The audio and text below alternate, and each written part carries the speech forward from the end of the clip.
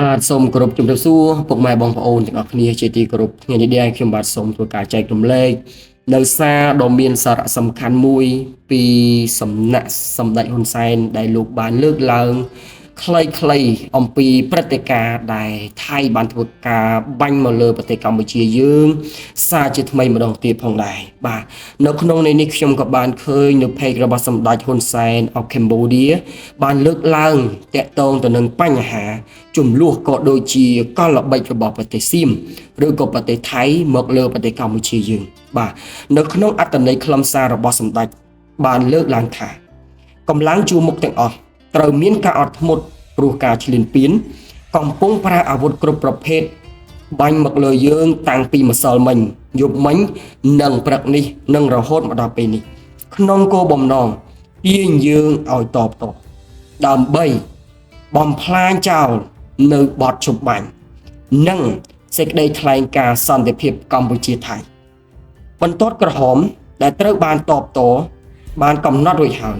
សូមមេបញ្ជាការគ្រប់ជាន់ថ្នាក់អប់រំបងប្អូនទីហ៊ានពលទាហានឲ្យយល់ដឹងគ្រប់គ្នាសូមអាជ្ញាធរគ្រប់ជាន់ថ្នាក់ខិតខំ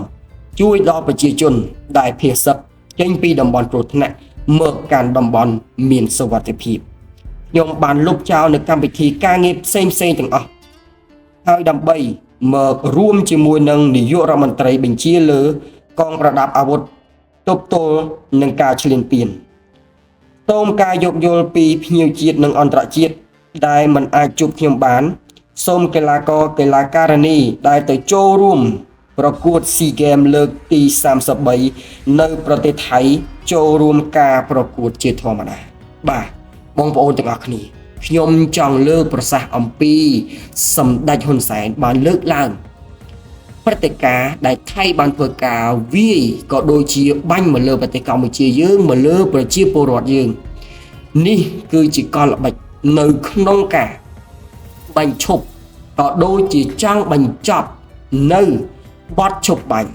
ឬក៏យើងហៅថាការបំផ្លាញចោលនៅសេចក្តីថ្លែងការណ៍សន្តិភាពរវាងកម្ពុជានិងថៃបាទអញ្ចឹងថៃកំពុងតែមានកលល្បិច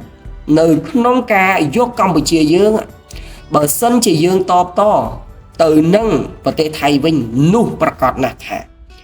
បទឈប់បាញ់នឹងត្រូវលែងមានសុពលភាពទៀតហើយក៏ដូចជាត្រូវបានចាត់ទុកថាជាមោឃៈណាបងប្អូនទាំងអស់គ្នាបាទអញ្ចឹងហើយថៃគឺប្រើក្បួនយុទ្ធសាស្ត្រនេះគឺដើម្បីចង់លុបបំបាត់ក៏ដូចជាច្រានចោលនៅបទឈប់បាញ់រវាងកម្ពុជាយើងជាមួយនឹងថៃនឹងឯងណាបងប្អូនទាំងអស់គ្នាបាទនេះហើយគឺជាការគិតដល់អត់អន់មែនទែនរបស់ថ្នាក់ដឹកនាំរបស់យើងដែលផ្ដោតសំខាន់ទៅលើការ